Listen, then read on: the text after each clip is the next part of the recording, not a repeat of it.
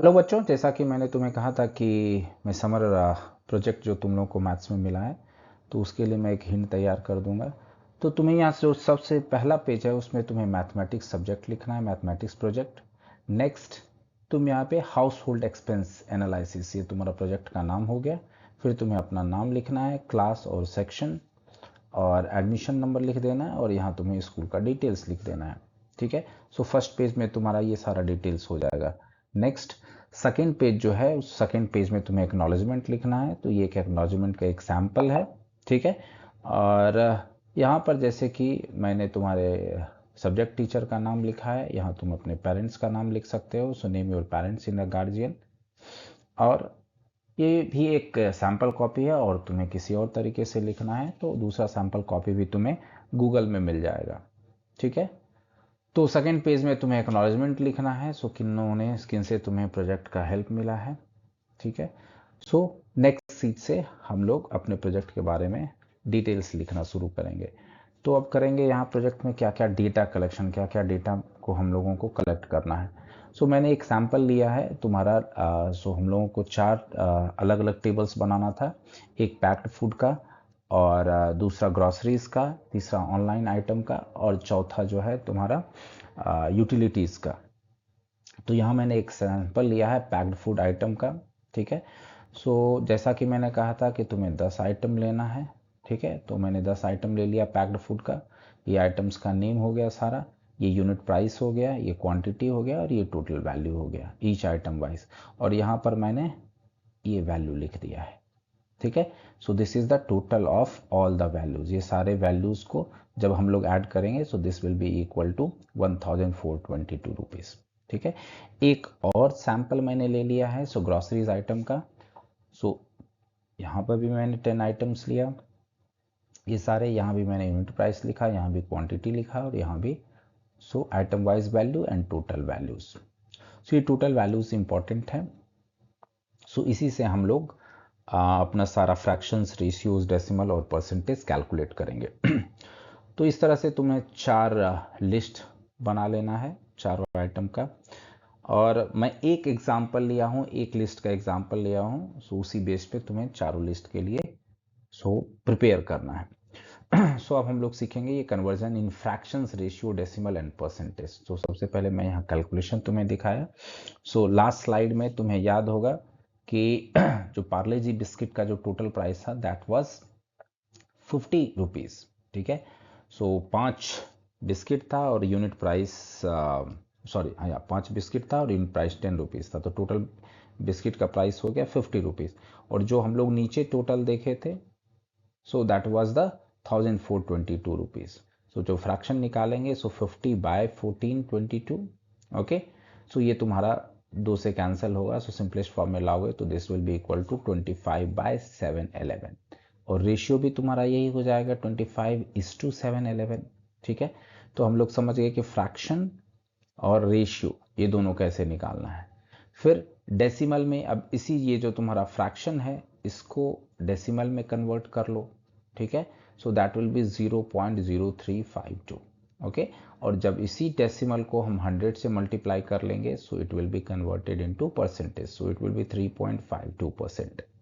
एक और एग्जाम्पल हमने लिया है मैगी नूडल्स का, जहाँ मैगी नूडल्स का प्राइस था 112 रुपीज़, टोटल वैल्यू ये है।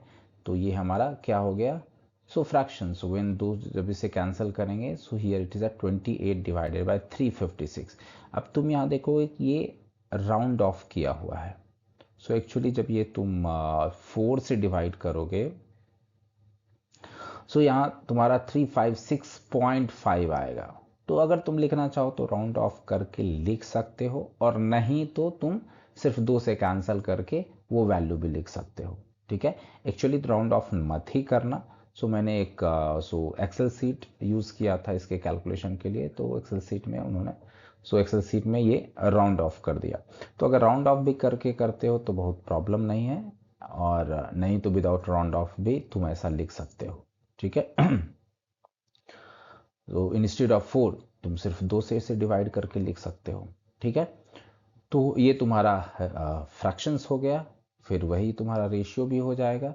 अब इस फ्रैक्शन से हम लोग डेसिमल में कन्वर्ट कर सकते हैं। सो this is the decimal value, और डेसिमल को जब 100 से मल्टीप्लाई करेंगे तो हम लोगों का क्या हो जाएगा, ये परसेंटेज। सो एक ही परसेंटेज होगा। So this will be converted into percentage. So इस हिसाब से मैंने एक टेबल प्रिपेयर कर लिया। सो जो हम लोग का फूड आइटम का जो लिस्ट था, उस लिस्ट के हिसाब से ये सारे उसके वैल्यूज थे, ये इसका टोटल वैल्यूज था। और जब तुम यहाँ ये डिवाइड करोगे 50 बाय टोटल वैल्यू 1422, जो कि मैंने लास्ट स्लाइड में एक्सप्लेन किया, so you will get fraction, you will get ratio, you will get decimals. यहाँ से हम डेसिमल कैलकुलेट करेंगे और इसमें अगर 100 से मल्टीप्लाई किया तो विल गेट परसेंटेज। ओके, सो ऐसा कैलकुलेट करके तुम पूरा ये लिस्ट बनाओगे, और सेम चीज़ तुम्हें 4 आइटम के लिए करना है। तो एक बार जब तुम्हारा ये लिस्ट तैयार हो गया तो फिर हमें पाई चार्ट बनाना है। अब पाई चार्ट में तुम्हें पता है कि हम लोग क्या फॉर्मूला यूज करते हैं।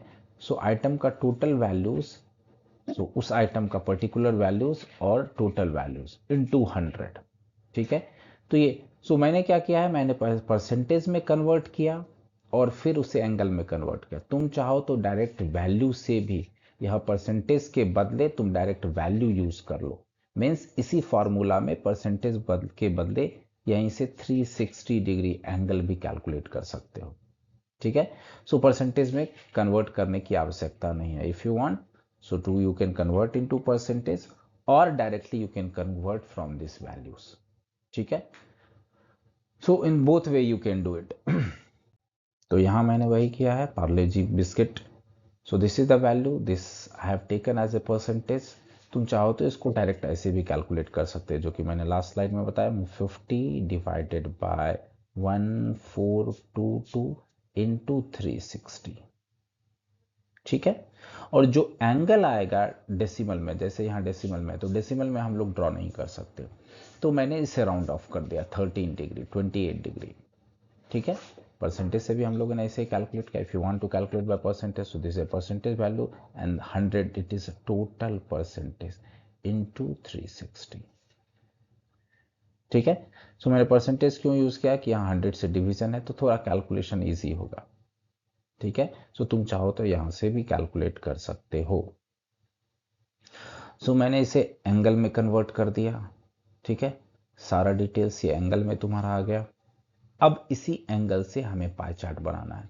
इस पाई चार्ट में एक 13 जो कि बिस्किट का होगा, 13 डिग्री, 28 डिग्री, 30 डिग्री, 41 डिग्री, जो कि मैंने अगले स्लाइड में बताया है। सो यहाँ देखो, बिस्किट का 13 डिग्री, तुमको एक्चुअली क्या करना है, सो एक सर्कल ड्रॉ करना है। सर्कल के सेंटर से ये तुम्हारा फर्स्ट लाइन ड्रॉ करना है, यहां से तुम्हारा बेस लाइन शुरू होगा। ठीक है, अब इस बेस लाइन पर यहां प्रोटेक्टर का सेंटर रखोगे। प्रोटेक्टर का कुछ ऐसा मान लो कि ये प्रोटेक्टर है, ये स्ट्रेट लाइन है, तुम्हारा प्रोटेक्टर यहां आ जाएगा कुछ इस तरह से। ठीक है, प्रोटेक्टर का, अब यहां से प्रोटेक्टर का हम ये 13 एंगल है तो ये 13 देखेंगे, कहां पर 13 यहां आ रहा है, तो यहां मार्क कर लेंगे और लाइन ड्रॉ कर लेंगे। तो ये मेरा 13 डिग्री का एंगल हो गया। फिर प्रोटेक्टर के बेस लाइन को यहां रखना है। ठीक है, और 25 का एंगल बना लेना है यहाँ इस बेस पर 25 का। फिर बेस चेंज करना है, प्रोटेक्टर को यहाँ रखना है और 28 का एंगल बना लेना। फिर बेस चेंज करना है, यहाँ पे प्रोटेक्टर रख के 30 डिग्री का एंगल बना लेना है। ठीक है, तो इस तरह से तुम्हारा जो है ये पाई चार्ट तैयार हो जाएगा। ठीक है, और सेम चीज़ तुम्हें चारों डिटेल्स के साथ करना है। अगर कोई और दिक्कत हो तो कमेंट बॉक्स में करोगे तो मैं हेल्प कर सकता हूँ। सो ठीक है, सो होप तुम्हें चीज़ें समझ में आ गई होंगी। सो मिलते हैं अगले वीडियो में। Thank you.